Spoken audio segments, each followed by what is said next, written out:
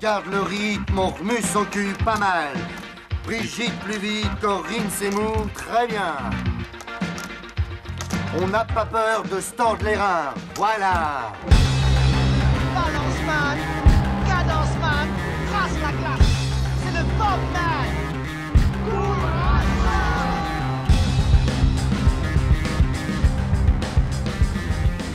Et allez, bouge-toi le cul. Allez, va chercher, grouille-toi. Là! Mais ne courez pas comme des cons!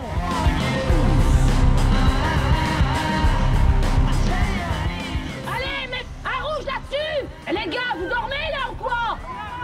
Le match il est pas fini, hein? Je crois qu'après avoir vu ça, on peut mourir tranquille. Enfin, le plus tard possible, mais on peut. Ah, c'est superbe. Quel pied! Ah, quel pied! Oh putain! Oh là là là là là là! Affirmatif, il va y avoir du sport, moi je vous le dis. Bonjour et bienvenue à toutes et à tous dans Goal Volant Match 5. Vous êtes sur le 106.6, vous écoutez Timbre FM et vous apprêtez à écouter les commentateurs sportifs de campagne à l'adresse du monde. Aujourd'hui, bouleversement dans l'émission, l'institution Goal Volant comporte un thème. Aujourd'hui, nous avons décidé de rire. Oui, de rire, mais avec qui, me direz-vous? Eh bien, nous allons rire avec Kylian Mbappé et Christophe Galtier, respectivement joueurs et entraîneurs du PSG. Paris-Nantes est en moins de 2 heures en TGV Inuit PSG Inside. Je renouvelle notre proposition d'offre TGV adaptée à vos besoins spécifiques pour nos intérêts communs, sécurité, rapidité, service et écomobilité. Est-ce que c'est une question que vous vous posez et est-ce que vous en avez parlé à vos joueurs?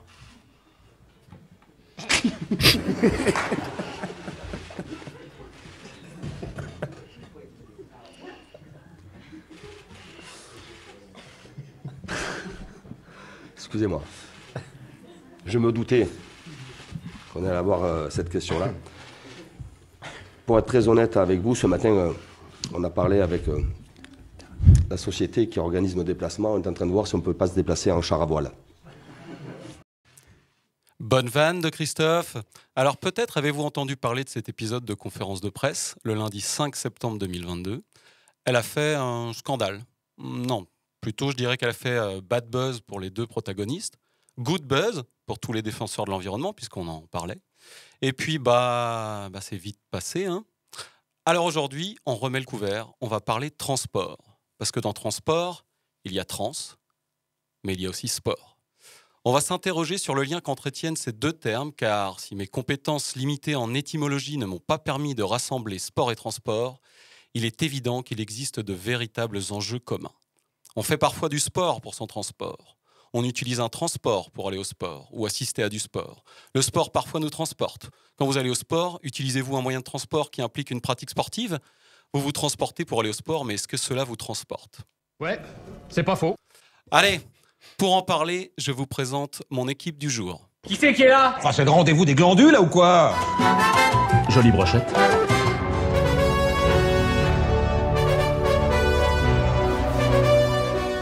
Pour cette émission Sport et Transport, je vous ai monté une belle équipe, ou plutôt un bel équipage. Avec moi aujourd'hui à la barre, parce que les bars, il connaît, Benjamin. Salut Benjamin. Salut Jérôme. Les bars? Les bars, ouais, les bars. Ah oui, les bars, BAR. Oui, voilà, Oui. il y avait un jeu de mots. Ok. De quoi tu vas nous parler aujourd'hui, Benjamin? Eh ben moi, c'est très simple. Je vais vous parler d'un dispositif fonctionnant à l'énergie mécanique ou maintenant aussi à l'énergie électrique qui permet de rejoindre un point distant de l'espace-temps et qui octroie à son utilisateur, par le biais d'un effet gyroscopique bien pensé, un mouvement translatif. Ah oui, je crois voir de quoi tu parles. Ouais, je vais vous parler du vélo. Ah Jérôme. voilà, c'est ça. C'était pas clair?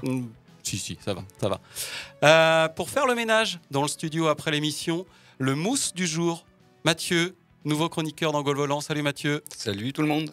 Alors Mathieu, de quoi tu vas nous parler, toi? D'un sujet plutôt gai Ouais. pour lier le sport et transport, les plus grandes tragédies dans le transport de sportifs. Waouh, je sens qu'on va bien se marrer. La mécanicienne de notre navire à la technique aujourd'hui, c'est Fanny. Pour ma part, je vais essayer, tel un capitaine courage de l'émission, de maintenir le cap en vous parlant de l'impact carbone des clubs de foot. Attention, parce que si ça part en cacahuète, je suis plutôt capitaine façon Costa Concordia. Hein. Je me barre. Allez, On va tout de suite commencer en parlant un petit peu de cet extrait de conférence de presse que je vous ai mis tout à l'heure. Vous avez entendu Mbappé et Galtier. Donc Mbappé qui rit à la question sur le transport. Et puis Galtier qui tente une vanne sur le char à voile. Alors, s'agissait-il d'une maladresse, d'une déconnexion vis-à-vis des enjeux liés à leurs conditions hors normes de sportifs, ou alors un gros foutage de gueule? Qu'est-ce que vous en avez pensé? Qu'est-ce que je te dise, moi, ils sont hors sol, ces gars-là. Hein. Ils sont complètement hors sol. Malheureusement, on vit dans une société capitaliste qui est dirigée par le pognon. Et pour le PSG, j'ai pas besoin de le rappeler, c'est le pognon du Qatar en plus. Donc ces gars-là, ils ont des priorités. Leur priorité, c'est le match dans 2 jours. Ils veulent une préparation optimale. Et s'il faut prendre l'avion pour avoir une préparation optimale, ils vont prendre l'avion pour avoir une préparation optimale. C'est tout, c'est triste, c'est malheureux, mais moi, ça m'étonne pas en fait. Oui, parce que j'imagine que dans le fait qu'il rit, il y a aussi ce truc il faut mettre les sportifs dans les conditions optimales. Donc l'avion serait mon moyen de transport qui leur... Bien sûr. Toi, Mathieu, qu'est-ce que tu as pensé de cet extrait? Je suis d'accord avec Benjamin. Je pense pas que ce soit une maladresse non plus. Parce que Galtier, il le dit au début, il dit « je savais qu'on allait me poser cette question ». Donc il a préparé sa vanne. Oui. Vanne qui en soi n'est pas mauvaise, moi je la trouve plutôt drôle. ça peut, pourquoi pas. Mais non, ils sont totalement hors sol.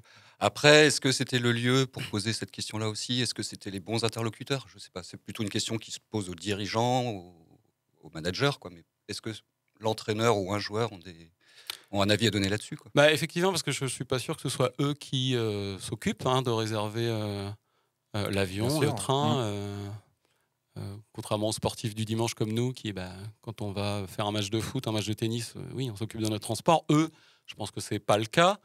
Est-ce que c'est quand même pas mal de poser cette question pour soulever un peu le truc? Parce que sinon, quand est-ce qu'on va le faire dans le sport? La conférence de presse, c'est aussi un moyen. Oui, c'est sûr. Il faudrait aussi que le politique s'empare de ce genre de problème. Oui, voilà. C'est ça. C'est-à-dire qu'on va beau leur dire, mais écoutez, c'est pas très normal que vous preniez l'avion, pourquoi vous prenez pas le train? Oui, d'accord, mais en fait, si on laisse les gens décider de ce qu'ils font, ils vont continuer à prendre l'avion. À un moment donné, c'est le politique aussi qui doit dire, non, désolé les gars, mais vous allez prendre le train, là. Notamment les voyages internes, François Ruffin avait notamment parlé de ça à un moment donné, c'était d'empêcher les voyages en avion à l'intérieur du pays. Ça devrait commencer par ça. On le sait, de toute façon, ce sujet-là, on le connaît maintenant depuis un petit moment, on en parle beaucoup. Donc, à un moment donné, il faut arrêter de parler, il faut prendre des décisions, quoi. Et ça passe par le politique. Ouais. Je crois qu'il y a une proposition de loi qui va être débattue à ce sujet-là, où ils veulent interdire les déplacements en avion quand il y a une possibilité de train en moins de 2h30. Ouais, voilà. Ouais. Parce que moi, je me pose aussi la question, là, ils font un Paris-Nantes en avion. Je me demande si le temps d'aller à l'aéroport, de charger les bagages, de monter dans l'avion, je ne sais pas s'ils ne prennent pas plus de temps qu'à aller prendre un train. C'est fort possible. Après, ils te parleront du confort, des choses comme ça. On revient sur ce que je disais tout à l'heure, sur cette préparation, sur cette forme de bulle aussi. Dans l'avion, c'est peut-être... ça permet de se concentrer, j'en sais rien, mais à un moment donné, il faut arrêter, quoi. C'est pas possible. On ne peut pas prendre l'avion pour toutes les semaines pour 2 heures de trajet, quoi. Le confort elle-même dans un TGV en première classe. Bien sûr, un avion. Moi, je suis d'accord.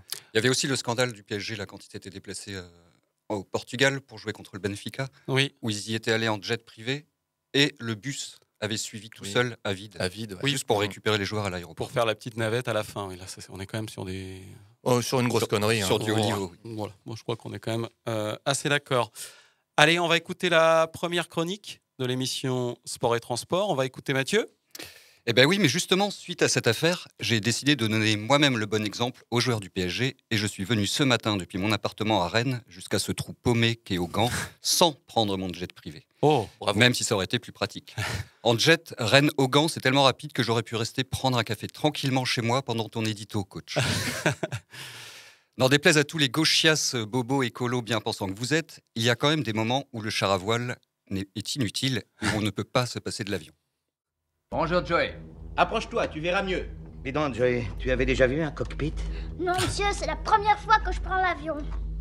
Et tu as déjà vu un monsieur tout nu? Vous ne voulez pas que je contrôle la météo? Non, Victor s'en occupe. Joey, tu as déjà été dans une salle de gymnastique? Vol 209 à tour de contrôle d'Anvers. Montons à 42 000 pieds pour vol de croisière. Reprenons contact à la verticale de Lincoln. Terminé. Attends un peu, je te connais toi. Tu es Karim Abdul-Jabbar. Tu fais partie de l'équipe de basket des Tigres de Los Angeles. Je suis désolé, mon petit bonhomme, mais tu dois confondre. Je m'appelle Roger Murdoch et je suis copilote. Non, tu es Karim. Je t'ai vu jouer souvent. Mon père a une carte d'abonnement. T'as la classe d'un grand joueur, mais mon père dit que tu travailles pas assez ta défense. Et il dit aussi que t'as plutôt tendance à t'endormir sur le terrain. Et qu'en dehors des mi-temps, on sent que tu fais pas beaucoup d'efforts. On dit ça. Un extrait du film, vous l'aurez reconnu? Non. Non, désolé. Aucune culture cinématographique. Y a-t-il un pilote dans l'avion? Y a-t-il un pilote dans l'avion? Un point. Bon, le problème de l'avion, on peut se l'avouer, c'est qu'en plus d'être plus polluant que l'épée de toutes les vaches de Bretagne réunies, ça peut parfois s'avérer dangereux. Et oui, car qui dit avion dit forcément crash. Alors rassurez-vous, je ne vais pas vous parler de Tom Hanks, qui pour assouvir sa soif de sport, après le crash de son avion sur une île déserte, se retrouve obligé de jouer pendant 2h30 insupportables et interminables avec un ballon de volée surnommé Wilson. Seul au monde. Ouais. Seul au monde. N'importe où. On commence tout de suite, direction la magnifique Cordillère des Andes. Nous sommes le 13 octobre 1972 et l'équipe de rugby de Montevideo, en Uruguay, est à bord d'un avion de la force aérienne uruguayenne, direction Santiago du Chili, pour y rencontrer l'équipe chilienne. Ça devient de plus en plus nuageux. Reste au-dessus des nuages. Pas de problème. Le plus important pour toi, c'est le rugby ou les nanas? Les nanas. Et toi? Les nanas. Mais quand je joue au rugby, c'est le rugby le plus important. À moins que des nanas regardent. Ouais. Un extrait du film de 1993, Les Survivants, de Frank Marshall, qui raconte justement ce drame. Donc au-dessus de la Cordillère des Andes, l'avion est bien chahuté par un vent violent et il heurte un premier pic, puis un autre avant de finir sa course dans une pente enneigée à 3600 mètres d'altitude. Les 33 survivants ont une réserve de nourriture très limitée, donc ils se rationnent les premiers jours.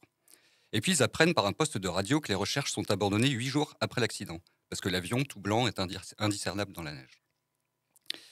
Ayant épuisé les quelques réserves de nourriture, ils essayent de manger les bandes de cuir arrachées au bagage, mais ça les rend complètement malades à cause du traitement chimique du cuir. Donc en plus d'avoir froid, ils ont la gerbe. C'est alors qu'un des joueurs a une brillante idée. Fernando Parrado annonce que pour survivre, il va manger le corps du pilote qui a été bien préservé par le froid. Plusieurs autres survivants ont alors la même idée, et c'est Roberto Canessa, un joueur qui est également étudiant en médecine, qui va leur montrer comment découper méthodiquement le corps avec des éclats de hublot et des lames de rasoir. Ils y prennent goût, et les jours suivants, après le cadavre du pilote, ils vont manger la chair de tous leurs amis morts. J'ai été interrogé par un employé du recensement. J'ai dégusté son foie avec des fèves au beurre et un excellent Chianti. Ah, je vois des mains levées. Le silence des agneaux. Le silence des agneaux. J'allais dire Chianti. Mais ils se retrouvent vite à court de viande, au bout de quelques jours. Et donc 2 joueurs décident de partir à la recherche de secours. Ils préparent leur pactage et leur sandwich au gigot de rugbyman. Et après 10 jours d'expédition, ils arrivent à signaler la présence de survivants. Le 22 décembre, plus de 2 mois après le crash, 2 hélicoptères viennent sauver les 14 survivants. Pas très écolo tout ça donc, entre un vol d'avion à moitié vide et ce cannibalisme, mais n'en déplaise à Guillaume Meurice, Aymeric Caron et consorts, on n'était pas encore emmerdé à l'époque par tous les discours bien pensants, écolos et véganistes. Et puis vas-y toi, comment tu veux faire pour traverser la Cordillère des Andes en plein hiver, autrement qu'en avion? Toujours une histoire de froid et de neige, nous sommes cette fois le 6 février 1958, après un match de l'ancêtre de la Ligue des Champions à Belgrade. Au retour de leur qualification en demi-finale, 8 joueurs de Manchester United meurent dans l'incendie de leur avion qui a dû faire escale à Munich pour se ravitailler en carburant. La piste est une vraie patinoire à cause de la neige et l'avion finit sa course dans le décor, provoquant un incendie monstre. L'équipe jeune et talentueuse, qu'on surnommait alors les Busby Boys, était vouée à régner sur le football européen. Elle est au contraire, attention jeu de mots, fauchée en plein vol. Une autre équipe talentueuse avait aussi été décimée en 1949, probablement l'une des meilleures équipes que le calcio ait compté. Le 4 mai, en rentrant d'un match amical à Lisbonne, l'avion qui transporte les joueurs du Torino, qui sont alors champions d'Italie, s'écrase sur une colline de Turin juste avant l'atterrissage. 18 joueurs meurent, dont 8 internationaux.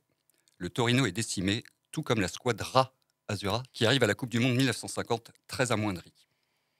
Le 27 avril 1993, c'est la sélection nationale de la Zambie qui est frappée. En route vers le Sénégal pour y disputer un match de qualification en vue de la Coupe du Monde 1994, un des moteurs de leur avion prend feu après le décollage de Libreville et s'arrête net, provoquant la chute de l'avion à 500 mètres au large. Les 30 passagers, dont 18 joueurs zambiens et membres de l'équipage, trouvent la mort. Une nouvelle sélection est rapidement mise en place, mais elle ne se qualifiera pas pour le Mondial 94. En 1987, c'est le club péruvien de l'Alianza Lima qui perd tous ses membres parmi les 43 victimes d'un crash aérien au large de Ventanilla, après leur victoire sur la pelouse du Deportivo Pucallpa. En juillet 60, 8 membres de l'équipe danoise de football meurent au décollage à Kastrup. Plus récemment, le 27 novembre 2016, c'est le club de football brésilien de Chapecoense qui est décimé en se rendant à la finale de la Coupe sud-américaine lors du crash de leur avion dans les montagnes boliviennes, provoquant la mort de 71 personnes.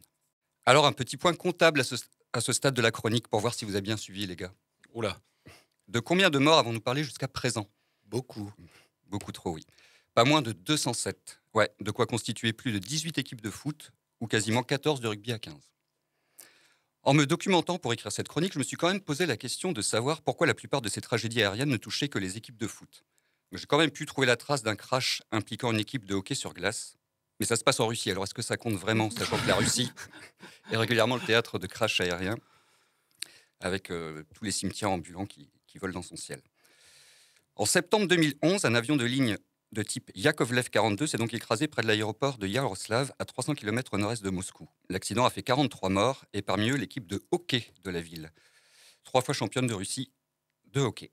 Le 15 février 61, près de l'aéroport de Bruxelles, c'est un Boeing 707 qui s'est écrasé à l'approche de l'atterrissage. Un agriculteur qui travaillait tranquillement dans son champ meurt sur le coup, ainsi que les 73 occupants de l'avion, et parmi eux les 18 membres de l'équipe américaine de je vous laisse chercher, patinage artistique. Ah, d'accord.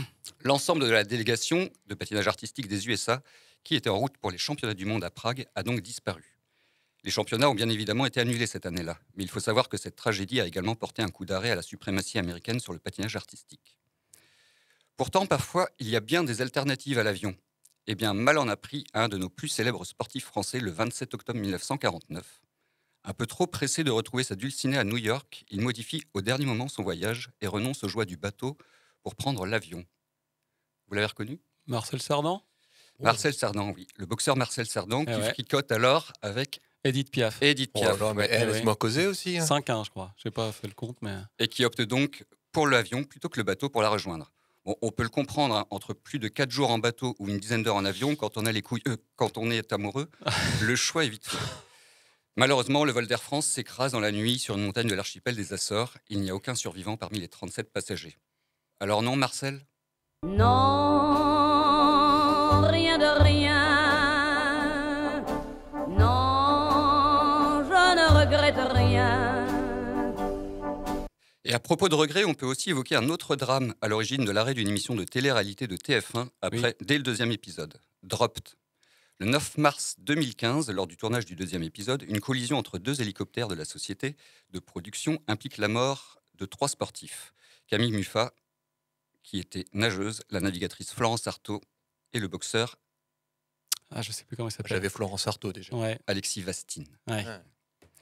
Hélicoptère toujours, cette fois en janvier 86, pendant la 14e étape du Paris-Dakar de Niamey à Rarousse. L'étape lancée, Thierry Sabine, le directeur de l'épreuve, s'installe dans un hélicoptère avec 3 passagers. Le léger vent de sable au départ se transforme en tempête et à 8 km seulement de l'arrivée, l'hélicoptère se crache. Les 5 occupants sont tués sur le coup, parmi lesquels l'illustre, le grand Daniel Balavoine.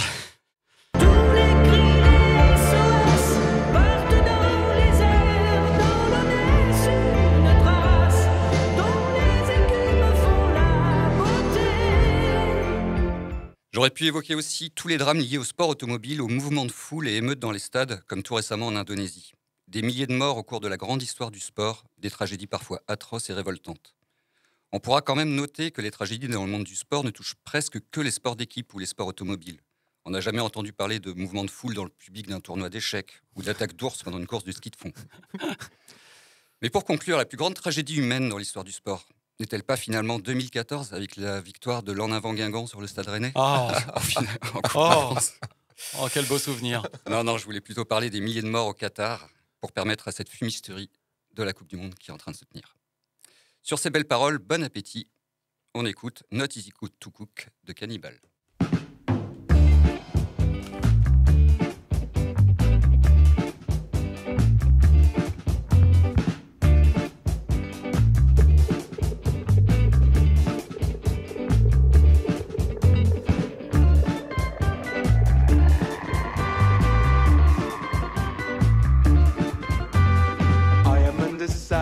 how to cook it in a pressure cooker in a bain-marie. It is a delicate and sweet dish. It is a delicate and sweet dish. Not easy to cook. The microwave oven will do the trick. I turn the knob to 966. It is a delicate and sweet dish. It is a delicate and sweet dish.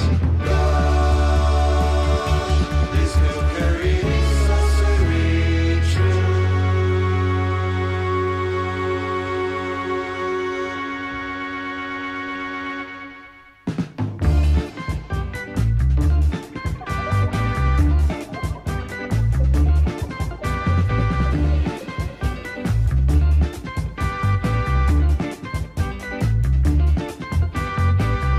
Orange bubbles and it looks at me. His half open mouth is trying to speak. I am a delicate and sweet dish. I am a delicate and sweet dish. Not easy to cook.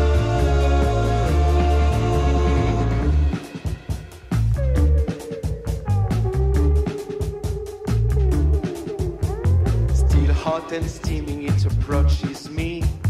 My name is Christian, put me in your belief. I am a delicate and sweet dish. I am a delicate and sweet dish. Gosh, this cookery is sorcery true.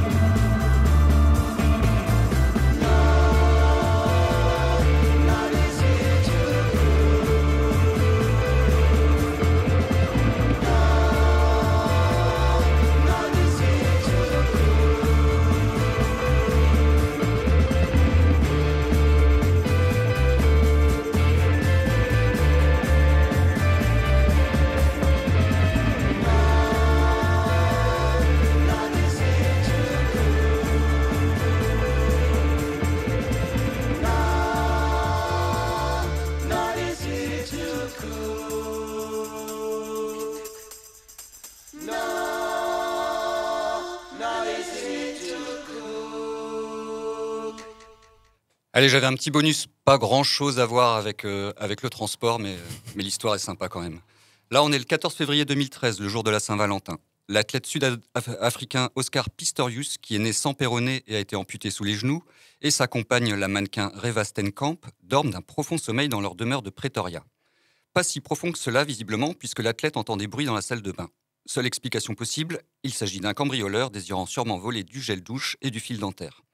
Seule solution possible, se lever sans faire de bruit pour ne pas réveiller madame, se saisir d'une arme à feu et tirer à 2 reprises à travers la porte. Aller chercher ses prothèses dans la chambre, sans se soucier de sa femme qui dort toujours malgré les coups de feu, et revenir vers la salle de bain pour tirer à nouveau 2 fois.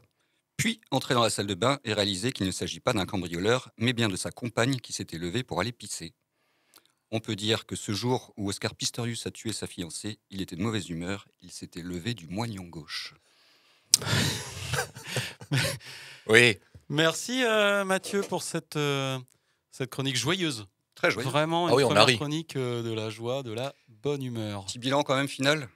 Donc 207 au premier décompte, 207 morts au premier décompte, plus 161 dans la deuxième partie de ma chronique. On est arrivé à un total de 368 morts sur cette chronique. Eh bien, est-ce que c'est un score que tu essaieras de battre lors de la seconde?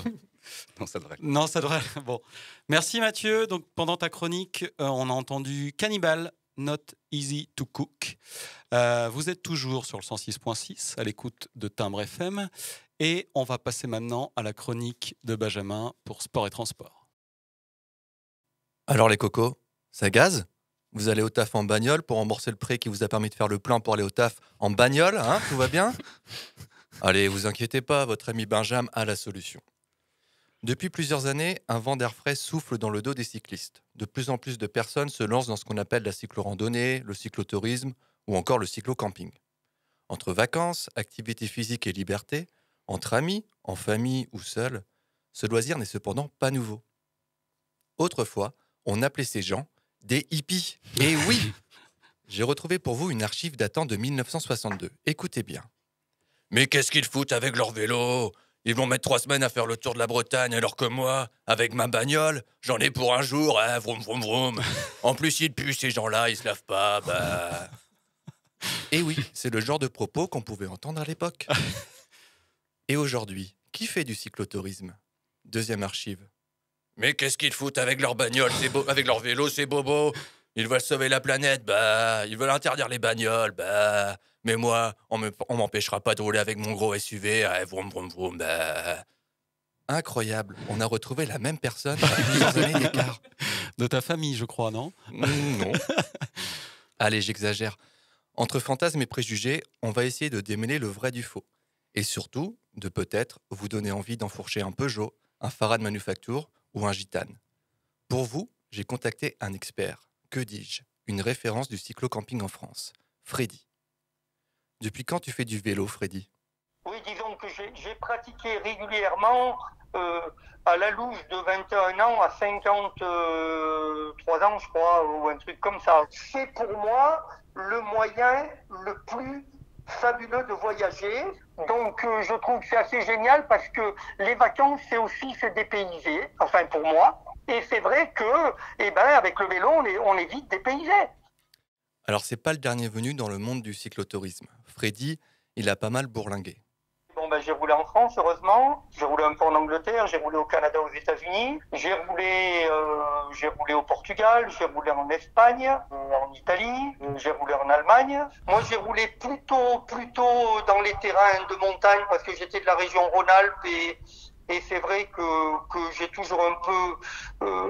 moi, j'ai un peu appris la géographie en faisant des cols, en fait. Il nous est arrivé de faire entre 8 et 10, 12 cols par jour. Bon, vous n'êtes pas obligé de faire 12 cols par jour, il n'y a pas de problème. Un voyage à vélo, par contre, ça se prépare un minimum, notamment sur le parcours ou la routine de la journée. On peut dire que par jour, moi j'ai toujours pensé que 80 km, entre 80 et 100 km par jour, c'est très bien. Donc on se donnait un itinéraire à la louche aller-retour. Et puis après, on traçait un trait sur la carte. On disait, tiens là, ça a l'air sympa. À l'époque, on utilisait beaucoup les cartes Michelin, il n'y avait pas de GPS. Pour mesurer l'itinéraire, on se servait d'un fil à coudre. Et avec un peu d'habitude, sur 80 bornes, on se trompait pas bien plus de 4-5 km en plus ou en moins. Ce que j'aimais bien, c'était m'arrêter vers 17-18 heures, de faire les courses, de manger près d'un point d'eau, de ranger les affaires, et puis tranquillement, vers 7h, 7h30, surtout à la belle saison, on peut se permettre de rouler demi-heure et de trouver un emplacement qui nous convient. On a écouté une première archive tout à l'heure, je ne sais pas si vous vous en rappelez, et donc j'ai demandé à Freddy s'il se faisait traiter de hippie à chaque sommet de col. Les cyclo-campeurs, en tout cas de mon temps, étaient plutôt des gens perçus comme des gens pas flemmards. Bien entendu, on a un pays où la valeur travail compte beaucoup. Moi, je trouve que la manière dont on travaille est complètement aberrante. Mais enfin, j'ai travaillé aussi sur 44 ans. Quand on arrivait dans des endroits un peu perdus dans un village en haut d'une montagne, etc., les gens, ils étaient, toute proportion gardée, admiratifs. Bon, on a quand même eu un petit discours de hippie, là, non, sur la valeur travail et tout ça. Oh, moi, j'aime bien. Alors, Freddy, c'est un adepte du camping sauvage et parfois, il n'hésitait pas à demander où il pouvait s'installer. Souvent, en fin de journée, quand un coin nous plaisait, si on trouvait une ferme, on demandait si on pouvait camper pas trop loin pour avoir de l'eau. Il y a plein de fois, on nous dit, vous venez voir un coup, et puis comment vous faites pour vous laver? Oh, mais bon, on a des douches, vous allez, on va vous faire prendre une douche. Une fois, je me rappelle, on disait, on va faire les courses, alors vous sortez du village, vous faites 5 km, on est à tel numéro, vous rentrez, vous vous installez, vous prenez votre douche et puis on arrivera dans 1 heure ou 2. Peinard, Bon, des fois, il ne trouvait pas forcément d'endroit pour dormir. Alors Freddy, qu'est-ce qu'il faisait? Il improvisait. Hein. Il m'est arrivé de dormir dans une cabine téléphonique. Ah ouais? T'as dormi dans une cabine téléphonique? Bah oui, je veux dire, il faisait un temps pourri, j'avais pas trouvé, c'était tout trempé, en dépannage, accroupi, voilà, j'avais mis les sacoches autour parce que les cabines, le verre descendait pas jusqu'au sol. Bah oui, on dort où on peut. Hein. Et bon, comme pour la randonnée à pied, il y a quand même un point qui est primordial pour le cyclo-camping, c'est le matos. Eh ben oui, c'est le matos, évidemment.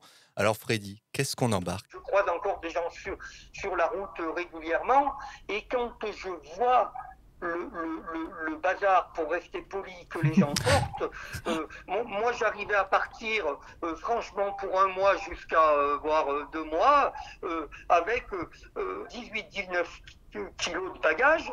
Il faut un vélo qui soit fiable et des porte-bagages qui soient fiables pour pas être embêté, des bonnes sacoches. Alors à l'époque, il fallait un peu se les fabriquer parce qu'on avait soit des sacoches en coton qui étaient très bien, mais il fallait les tremper une fois par an dans du GNU, c'est un produit pour les imperméabiliser. Moi, en général, j'avais 2 grosses sacoches devant, et derrière, j'avais la tente ou une partie de la tente et un duvet. Maintenant, moi, j'ai un réchaud MSR multicombustible. L'intérêt, c'est qu'on peut mettre ce qu'on trouve. Il m'est arrivé avec un réchaud MSR d'être à la campagne, j'avais plus de carburant. J'ai demandé à un agriculteur ou à quelqu'un qui avait de l'essence pour sa tondeuse, et ça m'a dépanné. Bon, la frontale, c'est vraiment, à mon avis, indispensable. Donc, vélo fiable, porte-bagages fiable, sacoche, tente, duvet, réchaud, frontal, outillage évidemment, plus bien sûr les fringues. On en a pas mal parlé avec Freddy, faut les limiter au maximum et au pire, ça s'achète sur le chemin. Bon, ça donne pas envie là, sérieusement? Le dépaysement, l'admiration des gens, les apéros gratos? Attention par contre, faut pas se lancer tout de suite dans un tour d'Europe. Ce qui est bien, c'est d'essayer des week-ends, ou dire on part 3-4 jours, on essaye, etc., pour être sûr que quand même, on accroche à l'activité. Il faut vraiment trouver un équilibre. Si certains veulent faire 50-60 km par jour, c'est déjà très bien. Même avec des gamins, si on fait que 30 bornes, on voit quand même du pays. Il peut y avoir des très gros écarts de sensations en vélo. On peut trouver un col très difficile, par exemple en début de journée. On peut descendre, se faire super plaisir et passer le deuxième col comme une fleur, ou de nouveau galérer. Ça fait partie du vélo. Et oui, il faut tester avant de se lancer. Bon, j'entends les réticences de certains. Oui, mais c'est sportif le vélo, ça fait mal aux jambes, ça fait mal aux fesses. Écoutez Freddy ce qu'il en pense. Avec un peu d'entraînement, on peut faire vraiment sans problème. 2000 km dans un mois de congé, et 3000 km, c'est tout à fait accessible, à condition d'avoir une hygiène de vie, c'est-à-dire d'utiliser dans le quotidien son vélo. Ce qui compte, c'est de passer des bonnes nuits. Parce que si, effectivement, on se laisse dépasser par la fatigue, effectivement, les journées sont très difficiles, on perd beaucoup de plaisir. Moi, j'ai jamais été un sportif. J'ai fait des choses quand même un peu... T'as quand même monté le Tourmalet, hein, je te rappelle. Ah, mais le Tourmalet, je l'ai fait je sais pas combien de fois. Bah oui, le Tourmalet, qu'est-ce que tu fais, hein? Bon, Jérôme? Oui. De toute façon. Bon, vous voyez, tout le monde peut y arriver. Et puis au pire, j'ai envie de vous dire, il y a toujours le vélo électrique. D'ailleurs, Freddy, est-ce que tu as un avis là-dessus? Moi, je trouve que le vélo électrique, c'est très bien. Je crois, en tout cas, que même s'il y avait eu des vélos électriques à mon époque, je crois que je n'en aurais pas pris. J'aurais préféré être complètement autonome, surtout qu'une batterie, il faut la recharger. Donc, après que les gens l'utilisent et en vieillissant, etc., je comprends bien. Parce que si en vieillissant, on a besoin de plus de confort. Allez, vous avez le droit, hein. Mais comme le dit Freddy, gare à la batterie. Et je vous assure, ça arrive, hein. Moi, j'en ai croisé sur la presqu'île de Crozon. Les pauvres, ils étaient au bout de leur vie. Ils avaient encore 20 bornes à tirer à sec. Véridique, hein. Bon, ce que j'aime quand même beaucoup avec Freddy, c'est qu'il n'a pas un discours « c'était mieux avant ». Tenez, écoutez ce qu'il pense des cyclotouristes actuels. Je trouve que c'est super, ça me fait très plaisir. Quand je croise des cyclocampeurs, je suis très nostalgique. Je suis super content que les gens prennent conscience que pour beaucoup de déplacements du quotidien, on puisse utiliser un vélo. Et c'est vrai que ça permet moi je suis persuadé que ça permet de garder une bonne santé. Et un argument de plus, la santé. Franchement, s'il ne vous a pas convaincu, là je comprends plus. Vous allez me dire, mais il a jamais eu de galère, de moment où il s'est dit, allez c'est bon, j'arrête le vélo. Une année, j'étais seul. J'avais fait dans la journée un muletier qui s'appelle le col du Parpaillon à 2008. Sur un chemin de terre, j'étais descendu de l'autre côté. J'avais passé, je sais plus si c'était Vars ou Isoire. Et puis, j'étais pas bien, j'étais en forme. Très vite, je me suis aperçu qu'en fin de compte, effectivement, j'avais pris un zona et j'étais complètement... j'avais perdu du poids et tout, je m'en étais pas rendu compte. Bon, je me rappelle que ça, où vraiment, je me suis dit, mais dans quoi tu t'es lancé, quoi? Mais j'arrête le vélo, jamais. Allez, pour ceux qui vont se lancer, oui, je pense à toi, toi et toi. Un dernier conseil. Bon, j'étais cyclotouriste et il y avait quelqu'un qu'on appelait l'apôtre du cyclotourisme, qui s'appelait Paul de Vivy, qui est bien connu à la Fédération de cyclotourisme, et qui disait, il faut boire avant d'avoir soif. Il faut manger avant d'avoir faim. Je rajouterai, il faut dormir avant d'avoir sommeil. Il faut s'arrêter avant d'être crevé, etc., etc. Bon, j'aurais aimé vous diffuser l'entièreté de cette discussion avec Freddy, tellement elle était passionnante. J'aurais aimé que vous l'entendiez parler de ses vélos, de la répartition optimale du poids, de sa vache à eau, de tous les cols des Alpes qu'il a gravis, sauf un au-dessus de Tignes, de son apprentissage de l'anglais avec la BBC avant de partir au Canada, des orages au sommet des cols, du type de duvet à prendre, du séchage des vêtements, etc., etc., etc. Inarrêtable. Tant qu'il y a des piles, moi je continue, qu'il m'a dit. Freddy, c'est un passionné, curieux de tout, très accessible, amoureux de la nature et des gens, débrouillard. Je ne sais pas quelles sont les qualités d'un ou d'une cyclotouriste, mais je suis sûr qu'elles ne sont pas loin de celles de Freddy. Merci Benjamin. Eh ben, un bel entretien, je crois que tu as mené avec, incroyable. Avec Freddy. Ouais. Incroyable. D'ailleurs, à l'issue de l'entretien, il m'a dit forcément qu'il y avait plein de sujets qu'il n'avait pas eu le temps d'aborder au bout d'une heure de conversation, et que donc, si éventuellement des auditeurs ou des auditrices ont des questions à poser sur le cyclo-camping, il est complètement disponible pour répondre à vos questions. Par contre, prévoyez au moins une après-midi, parce que c'est un peu long. Est-ce on sait comment on peut le contacter, Freddy? Non, il n'a pas laissé son 06. Écoutez, je ne sais pas si on peut laisser des commentaires, par exemple, sur nos réseaux sociaux. Voilà, sur les réseaux sociaux, des choses comme ça. Comme ça, nous, on peut lui faire remonter aussi. Et éventuellement, pourquoi pas, l'appeler en direct pendant une émission, des choses comme ça. Ça serait envisageable. Il a l'air d'être intarissable et plein de bons conseils. Tout à fait. Bien, merci Benjamin pour vraiment ces conseils, ces très bons conseils que tu es allé chercher auprès de Freddy. Je crois que Benjamin, tu avais un petit conseil Q à nous soumettre pour compléter les propos de Freddy. Le conseil culturel de Gaulle Volant. Le conseil Q culturel.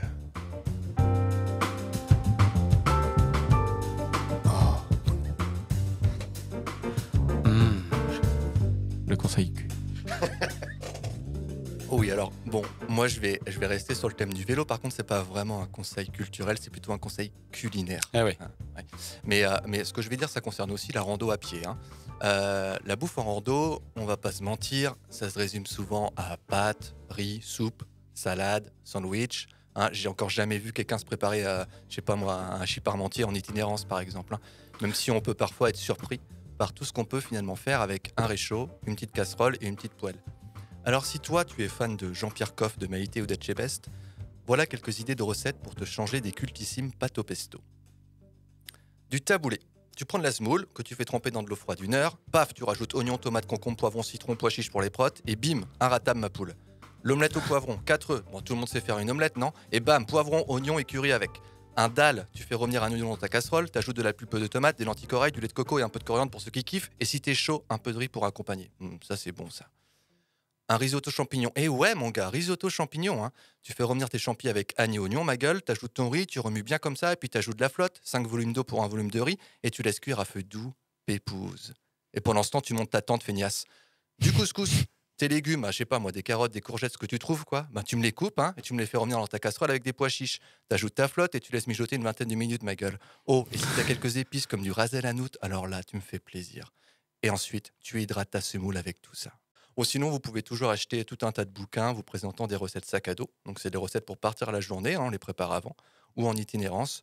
Aujourd'hui, il y en a vraiment beaucoup, beaucoup, beaucoup. Ou sinon, vous pouvez également suivre les directives de Freddy. On gardait toujours, j'allais dire, 2 verres de riz, 2 sachets de thé, parce qu'il y a toujours le moment où on a oublié que c'était le week-end, où on est arrivé un peu tard, les magasins sont fermés. Donc on avait 2 sachets de soupe, 2 bols de riz et puis du thé. Et avec ça, eh ben, on peut quand même rouler le lendemain, quoi. Ouais. Eh oui, les petits tuyaux. Merci Benjamin pour toutes ces recettes. J'ai l'impression qu'il faut beaucoup d'oignons. Bah, c'est bon les oignons. Oui, oui, carrément. Et puis, les pois chiches. J'ai eu un peu l'impression que tu nous engueulais quand même sur l'alimentation. Pourquoi? Je sais pas, je te sentais... Que ça donne beaucoup plus envie que la chair humaine. Oui, si on compare vos goûts respectifs. J'ai pas trouvé de recette à base de chair humaine. Il y a un très bon bouquin qui s'appelle La cuisine cannibale de Roland Topor, qui date des années 70. Merci Mathieu pour tous ces bons conseils. On va revenir un petit peu au débat qu'on s'était un peu... à la question qu'on s'était un peu posée au début, donc sur la conférence de presse de Christophe Galtier et Kylian Mbappé, donc sur le sport et transport. Pour se resituer un peu dans le débat, j'aimerais qu'on écoute les excuses donc de Galtier après coup, et aussi la réaction du sympathique Adil Rami à cette polémique. Évidemment que ce n'était pas le moment de faire, je le regrette. Aujourd'hui, on ne peut pas faire de l'humour, ou c'était une blague de mauvaise qualité et pas au bon moment. Mais croyez-moi que je suis concerné sur les problèmes de climat, problèmes de notre planète.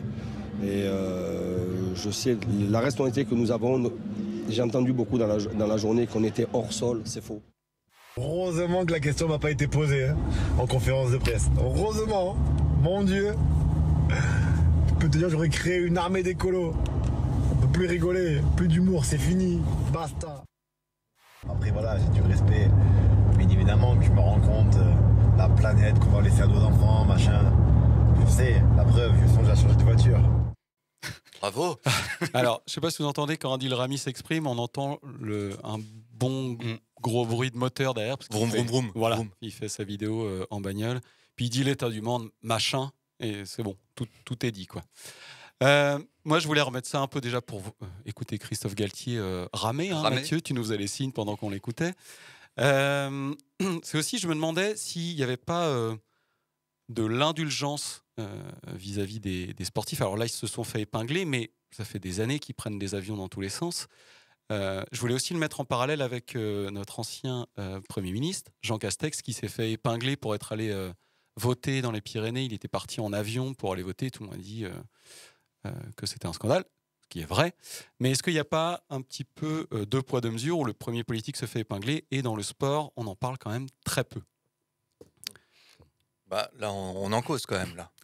Oui, quand même. Ici. Mais je sais pas, moi j'ai peut-être l'impression aussi que, plus particulièrement peut-être les footballeurs, ils ont un peu cette image aussi de gentil naïf, un peu bête et tout ça, machin, et donc on va peut-être leur pardonner aussi, effectivement, ça. Oui.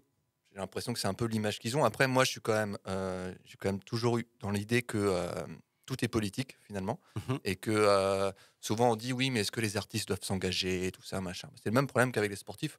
Moi, je pense que oui, à un moment donné, tout le monde doit s'engager d'une manière ou d'une autre, et que ce soit des artistes ou des sportifs qui, eux, ont justement accès à un public quand même assez large. Ben, je trouve que c'est d'autant plus important de s'engager. Alors, de différentes façons. Hein. Moi, je suis pas là pour dire aux gens ce qu'ils doivent penser, mais bon, à un moment donné, oui, non. C'était pas dans la charte de l'émission, quand même. Non, mais c'est ça, ils sont à l'image. En fait, ils sont à l'image de la société, les sportifs. Hein. Ça devrait être un engagement de tout le monde dans la société. Enfin, d'accord, il y a des cons, il y a des gens qui réfléchissent, et chez les sportifs aussi, chez les artistes aussi. Oui, mais chez les sportifs, moi j'ai l'impression que... Moi j'ai jamais entendu un acteur dire écoutez, cette question-là, je ne vais pas me la poser parce que je suis concentré sur mon rôle. Là, il n'y a pas longtemps, j'ai entendu Caroline Garcia, à qui on posait une question un peu polémique sur une joueuse chinoise qui avait disparu un peu de la circulation suite à des accusations sur des membres du gouvernement. Caroline Garcia disait bon, je verrai après ma carrière. En gros, j'ai pas le temps, je suis focus, je suis concentré sur mes matchs, ma carrière à mener, ma progression. Oui, bah après, il doit avoir aussi une forme de pression, j'imagine, Bien sûr. derrière. C'est-à-dire que quand on entend Galtier là, faire son petit discours là, sur machin, déjà, moi j'ai l'impression qu'il découvre le mot climat. Tu sens bien quand même la petite réunion de communication juste avant. Tu sens que ça a été bossé avec un orthophoniste pour bien voilà, dire le nom, Christophe. voilà, Mais il s'est fait taper sur les doigts un peu, apparemment, quand même. Galtier Par les instances, ouais. Par ses supérieurs. Ouais. Bah oui, parce que tu disais bad buzz et des choses comme ça, bah oui, effectivement. Encore quoique, moi j'ai envie de dire, comme tu disais aussi, on en a parlé quelques jours et puis après basta, quoi. Enfin, c'est vite passé, en fait. oui. On s'est pas penché sur les nouveaux déplacements du club du PSG. Je sais pas si depuis, ils n'ont pas fait des ça n'a trucs pas dû aussi. changer grand-chose, quoi, au final. Non, je pense pas. Mais oui, pour revenir à ta question, bah oui, je pense qu'il y a une forme de pression. Peut-être qu'on est, peut-être qu'aussi la majorité des gens, c'est peut-être pas ça qu'ils attendent des sportifs. En fait, c'est peut-être plus simplement des performances et puis c'est tout. J'en sais rien, mais On a l'impression que le sport est quand même un domaine dans lequel c'est bon. C'est bon. On en parle en politique. On peut regarder des films qui peuvent être politisés. oui, Le c'est du sport, divertissement un petit peu, quoi. On n'a pas envie de rester dans des sujets qui sont effectivement un peu déprimants, quoi. Oui, on se prend pas la tête. Cette phrase insupportable. Enfin, c'est là que ça se. Et on devrait, je pense, moi. Oui, bien sûr. Ouais. Puis on a peut-être toujours aussi le mythe du sportif qui réfléchit pas, en fait. Oui, bien sûr, ouais. C'est ça, ouais. Tout à fait. Ça, c'est quand même entretenu médiatiquement. Et puis, je sais pas, j'ai l'impression que les footballeurs, quand on entend leur parcours à partir de leurs 14 ans, rien n'est fait pour qu'ils réfléchissent sur ce qui se passe. Oui, il y a ça aussi. Ils sont, depuis qu'ils sont très jeunes aussi, ils sont dans une sorte de bulle aussi qui les coupe un petit peu du monde extérieur. Et puis, ils sont effectivement focus sur leur carrière, sur leur performance. Donc, ce qui fait que ça peut effectivement empêcher de... Même si il y a quand même des gens dans le milieu du sport qui quand même prennent des partis pris et qui s'engagent aussi de toute façon. Dans d'autres sports, je pense qu'on entend plus Karabatic, il me semble, au handball, alors je ne sais plus si c'est lui qui a créé une asso ou il est en lien avec une asso justement sur tout ce qui touche l'environnement. Alors après, est-ce que c'est pour son image ou est-ce que c'est un peu plus engageant? C'est du greenwashing, je ne sais pas. Après, on a quand même l'impression que plus le sport est médiatisé, moins les gens vont pouvoir s'exprimer. Est-ce qu'il y a des pressions de sponsors, de... Pardon. C'est vrai, le mot sponsor qui te met dans cette état-là. C'est le mot sponsor, pardon. Ouais. Bien, on va conclure cette petite discussion. Et puis, on va passer à ma chronique. Donc, je m'auto-lance pour ma chronique. Donc, moi, je vais vous parler du bilan carbone, justement, des clubs de foot. Mais avant ça, j'aimerais bien qu'on se rende au stade pour rejoindre notre envoyé spécial là-bas, Benjamin, car le match vient de se terminer. Oui, Jérôme, oui, tout à fait. Je suis en direct du stade où le FC Marseille vient de s'imposer face à l'Olympique parisien, 2-1. Et je suis en compagnie de Neylan, buteur et passeur décisif pour le club marseillais. Une belle victoire, Neylan, hein? Oui, tout à fait. C'est vrai qu'on a eu du mal en première période. On prend un but bête. À la mi-temps, on s'est dit les choses. On est revenu sur la pelouse avec d'autres intentions. On marque 2 fois, donc ça fait plaisir. Après, comme j'ai dit... Le championnat, il n'est pas fini, il faut continuer à travailler. Mais vous revenez quand même de loin, après un début de saison raté. Vous restez maintenant sur 10 matchs consécutifs sans défaite. Vous êtes dans une très bonne dynamique. Ouais, on a eu du mal en début de saison. On a discuté, on s'est dit les choses. On a pu aborder les matchs avec d'autres intentions. La route tourne en fin de tournée. Après, comme j'ai déjà dit, le championnat, il n'est pas fini. On ne va pas brûler la peau de l'ours avant de l'avoir vendu. Il faut continuer à travailler. Ouais. Aujourd'hui, vous reveniez à hauteur de votre adversaire du jour, en tête du championnat. Mais comme ils ont fait le déplacement en train, ils bénéficient du bonus carbone qui leur permet de marquer 1 point malgré leur défaite. Vous qui n'avez marqué aucun point bonus carbone depuis le début de la saison, vous pensez revoir votre stratégie? Oui, tout à fait. Jusque-là, on a fait tous nos voyages en avion et on le paye aujourd'hui. Il reste 6 matchs. On envisage de faire le déplacement à Nice à vélo pour gagner 2 points bonus carbone. Et puis les autres en train, tous les points vont compter. Après, comme j'ai déjà dit... On sait, Neylan. Merci, Neylan. Et bonne fin de saison. Merci. Voilà, un bon succès pour les Parisiens, mais qui vont devoir revoir leur copie de transport s'ils veulent gagner le championnat cette année. Merci, Benjamin. On revient vers toi si tu as du nouveau. Oui, pas de problème. Ouais. Il serait cool d'imaginer un petit peu ce monde-là. Allez, venez, on imagine. Non, je ne vais pas chanter, rassurez-vous.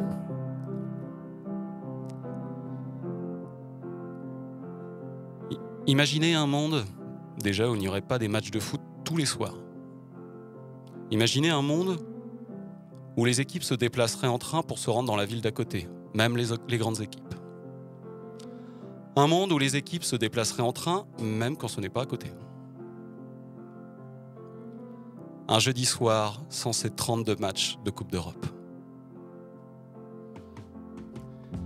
Imaginez un monde où les supporters ne suivraient pas par milliers leur club à l'autre bout du monde juste pour un match. Un monde où l'équipe gagnerait des points écologie pour les gestes qu'ils feraient. Non, j'avais dit que je ne chanterais pas. Et oui, vous vous en doutiez, le football n'est pas un sport écolo. Déjà, les sports ayant développé à un haut niveau très médiatique génèrent beaucoup de pollution. Donc aujourd'hui, je ne vais pas vous parler de la Coupe du Monde au Qatar. Bon, si, je vais en parler, mais juste un petit peu. Je suis un peu obligé. Petit élément en plus, petite crotte par-dessus la boule de caca. Savez-vous que les infrastructures qataries ne permettent pas d'héberger tous les supporters arrivant pour assister à la Coupe du Monde? Alors qu'est-ce qu'on fait? On les héberge dans les pays voisins et on met en place 160 navettes par jour. Et les navettes, c'est des avions supplémentaires. Donc ça, c'est bon. Alors, moi, je vais plutôt vous parler des clubs. Alors, on va dresser un petit bilan des progrès qu'on peut faire quand on est un club. Alors déjà, on pourrait parler de la construction des stades, très souvent en béton, dont la production émet beaucoup de CO2. Mais il y a énormément d'autres progrès à faire. Nourriture, éclairage, arrosage de la pelouse. L'arrosage des terrains de foot peut représenter jusqu'à 1/3 de la consommation d'eau d'une commune. C'est énorme. Et surtout, le transport des équipes, mais aussi des supporters. Parce que le football est l'un des sports où les supporters se déplacent le plus. Et ça a un sacré impact sur les émissions de carbone. Mais alors, existe-t-il des clubs qui font plus d'efforts que d'autres? En mai 2022, un classement est sorti. Un organisme anglais indépendant a classé les clubs de Ligue 1 du plus vert au moins écolo. Et évidemment... Qui c'est les plus forts? Évidemment, c'est les Verts. Même pas. C'est le rival lyonnais qui l'a emporté. Oh non, ça aurait été trop bien. Bah ouais, mais non. Saint-Etienne n'a fini que 3e. Et oui, c'est l'Olympique lyonnais. Donc Jean-Michel Aulas met des choses en place pour l'écologie. J'étais assez surpris. Panneaux solaires sur le stade, navettes et transports en commun pour limiter les embouteillages aux abords du stade, et même jardin en permaculture. Il y a un important dispositif de tri des déchets au sein des installations du club rhodanien. Et aussi récupération de l'eau de pluie. Bon, alors il y a des choses, on se dit que c'est bien, mais c'est pas non plus incroyable. Alors, qui supporter si on veut mettre un peu la balance écologique dans notre choix de club? Alors, ça peut dépendre un peu de de ce qui importe le plus pour vous écologiquement. Si vous ne supportez pas les bouteilles en plastique, vous pouvez vous tourner vers le HAC, le club du Havre, qui en interdit l'usage. L'Ajax d'Amsterdam, lui, a des panneaux solaires aussi installés sur son toit. En Espagne, le Betis Séville fait tous ses déplacements en train et a signé un accord avec la Renfe, la SNCF espagnole. On pourra saluer plusieurs initiatives comme ça. Mais l'exemple, dans le foot de haut niveau, c'est Forest Green Rover, club de l'Est de l'Angleterre basé à Nailsworth. C'est un club qui concentre un nombre d'initiatives énormes depuis l'arrivée au club de leur président actuel, Dale Vince. Alors, nourriture végane dans le stade, maillots en matière recyclée, panneaux solaires sur le toit du stade. Ils ont même un projet de nouveau stade très écolo. Après, sportivement, pour l'instant, c'est un peu compliqué. Le club venait d'accéder au 3e niveau anglais, mais est classé bon dernier à l'heure où je vous parle. Donc, le Forest Green Rover a quand même obtenu la neutralité carbone, certifiée par l'ONU, en 2018. Seul club de foot au monde à bénéficier de ce label. Donc, la neutralité carbone, c'est pour Forest Green Rover maintenant, mais pour le club de Liverpool, c'est prévu pour 2050. On n'y est pas encore. Et pourtant, je vais conclure là-dessus, ça fait un moment qu'ils nous promettent qu'on ne marchera plus jamais seul. When you walk through a storm, hold your head up high and don't be afraid of the dark.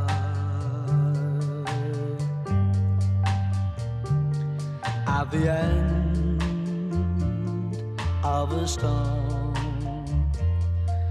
There's a golden sky and the sweet silver sound of a lark.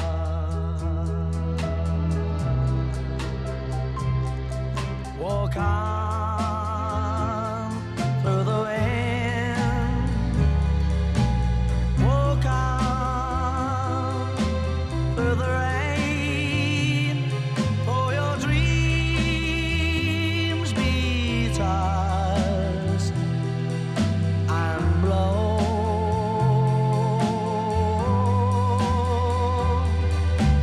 Walk on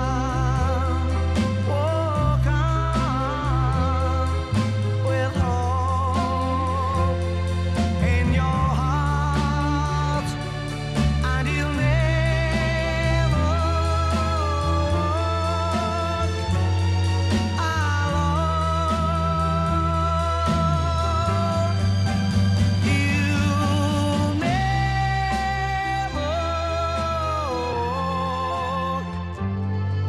alone. You'll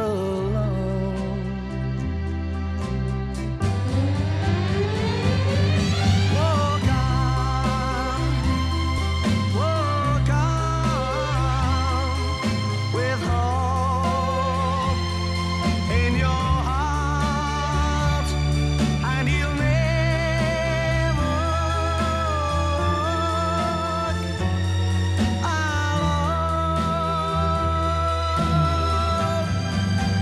You'll never walk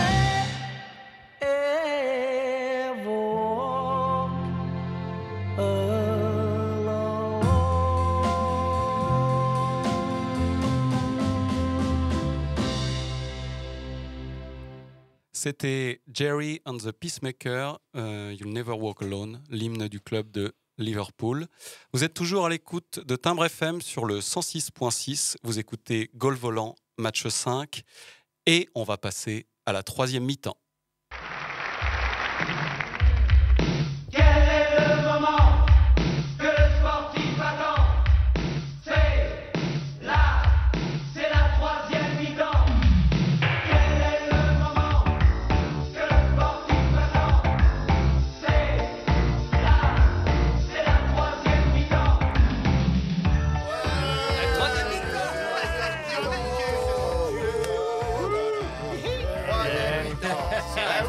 Va chercher le pack de bière. Ah là là, ce tube de Thierry Roland. Alors, pour la troisième mi-temps, je vous propose un jeu collaboratif. Ah, j'aime ça. Donc, à vous deux, vous allez devoir... Oui. Ah, c'est inspiré du Burger Quiz. Écoutez bien les consignes, parce qu'après, sinon, vous allez trop fraise. Vous voyez le jeu Burger Quiz? Sel au poivre? Oui.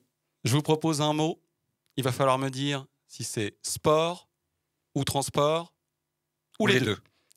Mais j'ai rajouté une petite nuance. C'est que j'ai rajouté gros porc. Ah oui.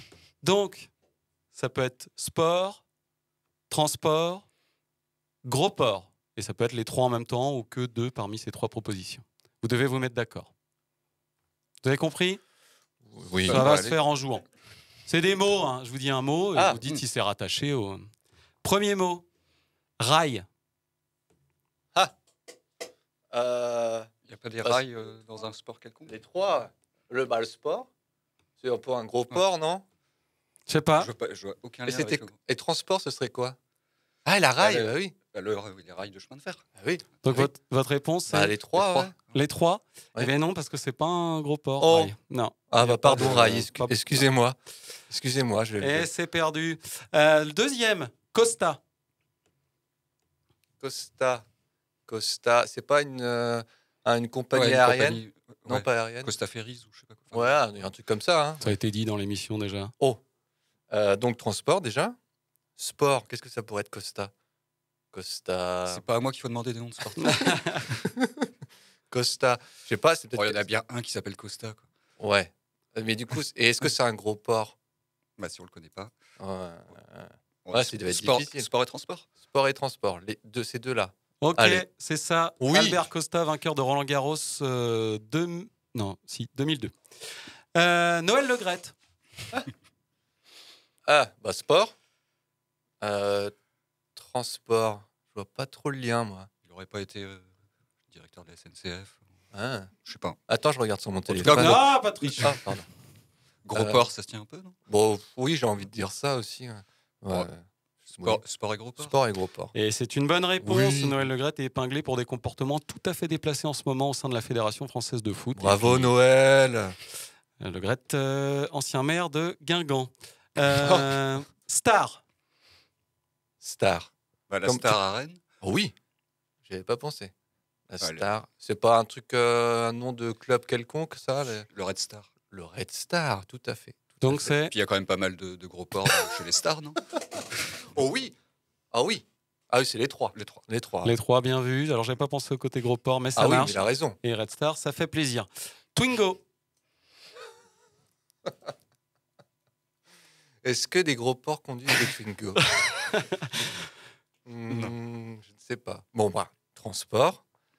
Est-ce que c'est du sport de conduire une Twingo? Est-ce Il y a bien des rallyes. Ouais, rallyes ça doit Twingo. exister, ça. Ouais, donc Sport et transport. sport et transport. Ah, j'aurais dû aller vérifier parce que moi, je voulais vous mettre un piège au milieu. Que Ah. c'était juste transport, c'est juste Ah, une Twingo comme oh, mais ça. ça existe. Pouf. On va checker ça après. Slalom en ski. Bah, transport. C'est pas du transport, le ski. Tu te déplaces. Ouais. Bah, C'est aussi bah, un c'est du sport. sport. C'est du sport. Sport. Juste sport. Si j'avais compté juste sport, effectivement, je connais peu de gens qui vont au boulot. Bah, en slalom. les pisteurs et tout ça. Oui, mais pas en slalom en ski. Ils font pas du slalom. Oh, méfie-toi. Et j'ai cherché s'il y avait pas un Igor slalom en ski qui serait arrière gauche du CSK Moscou, mais j'ai pas trouvé. Qui serait un gros port. J'ai cherché, j'ai pas trouvé. Picasso. Bah, transport, la voiture. Sport. Oh, c'est pareil, il doit bien y avoir un sportif qui s'appelle Picasso, non? Picasso. Oh, je dirais Non que transport, non? Transport, allez, que transport. Eh ben, c'était transport gros port, parce qu'a Oh. priori, avec les femmes, Picasso Ah se oui. comportait vraiment. Et il y a aussi sport, parce qu'il y a le stade Picasso à Échirolles. Oui, Non, voilà, je là, compte pas, c'est un allez, peu ça va, capillotracté. Ça va, ça va. Didier Van Passe. Ah, bah, il a fait une chanson sur Mario Pantani. Ouais, il faut un lien quand même plus direct. Plus direct que Ouais. ça? Plus Je suis sûr que c'est pratiquant. un joueur, c'est un joueur. Enfin, Tu crois qu'il a un... pratique. Oui, il pratique. Donc, sport. Transport. Est-ce que... moi, je vois pas trop transport, là, comme ça. Gros port. Non. Une réponse Bon, bah, sport. Sport. Et c'était n'était que transport, parce qu'en fait, il Hein travaillait à la Ah, RATP exact. pendant des Ah. années, Didier Van Passe. Bonali. Bah, sport, Soria Bonali. Mhm. C'est tout. C'était juste pour parler sur les Bonali. Je trouve qu'on n'en parle pas assez. On a quand même parlé beaucoup de patinage artistique dans Oui, cette émission. c'est vrai, c'est vrai. Locomotive Moscou. Sport. Sport. Bon, bah, locomotive, je dirais gros port. Non? Locomotive, gros port. Transport. Ouais, sport et transport. Donc, Locomotive Moscou, c'est un des clubs. En fait, les clubs à Moscou sont répertoriés par travail. Enfin, là, c'est la société ferroviaire. C'est le club de la société ferroviaire Pas au départ. compris. Les clubs de Moscou, tu as le Dynamo Moscou, par exemple, c'est la compagnie d'électricité. Le Locomotive Moscou, c'est le rail. Pierre Ménez. Gros port. Bah oui. C'est sorti tout seul. Ouais, ça venait du cœur. Bah, Sport aussi. Sport et gros port. Allez, j'accepte. Ça marche. Pourquoi t'avais prévu quoi? De quoi? Si, Ah, c'est ça, c'est sport, j'hésitais. c'est pas transport, il a du mal Tu à parles se mal déplacer. de sport. L'amour. Oh. Il n'y avait pas un ministre des Sports qui s'appelait Lamour? Si, bien Oh. vu, Jean-François Lamour, tu Ah l'as. ouais. Jordan. Michael Jordan. Oui. Donc c'est. Sport. Mais j'ai dit que. Ah, personne me dit bien vu là. Bon, J'ai dit que super. Jordan. Ah, t'as dit que Jordan. Bah, les pompes de sport. Non, c'est pas. Non. Bon, c'était sport, mais j'avais mis entre parenthèses et transport parce qu'il y a Jordan Auto. C'est un petit garage à Verdun-sur-Garonne. J'ai mené des recherches. Sympa, très sympa. Et puis on finit avec Giroud. Oh. Sport. Bah, sport. Sport, ouais. Est-ce que Giroud a été accusé? Giroud. C'est le dernier, hein, on finit toujours sur Giroud. Ça va être une tradition. Sport, hein. Mais évidemment, c'est que sport, c'est Giroud quand même. Oh c'est pas vrai ça. qu'on se montre le Ouais, bourrichon. je commençais à là, avoir mais- des images en plus. Ah ouais, Oh. voilà, c'est ça. Bien, on va conclure là-dessus. Alors, on a eu combien de points au niveau des scores, je n'ai pas noté, donc je vais recompter et puis je me transmettrai votre score à la prochaine émission. Vous venez d'écouter Goal Volant, match 5 sur le thème sport et transport. Rentrez bien chez vous en vélo, à pied. En jet. En jet, ça pas forcément, je suis pas tout à fait sûr. On se retrouve très bientôt pour un Goal Volant, match 6. Salut tout le monde. Bisous. Bisous. Garde le rythme, on remue son cul pas mal. Brigitte plus vite, Corinne c'est mou, très bien. On n'a pas peur de se tordre les reins, voilà. Balance man, cadence man, trace la classe. C'est le Bob man.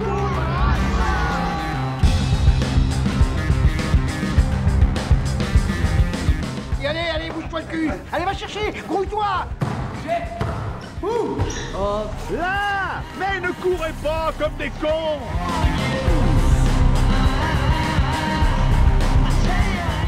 Allez, mais un rouge là-dessus. Les gars, vous dormez là ou quoi?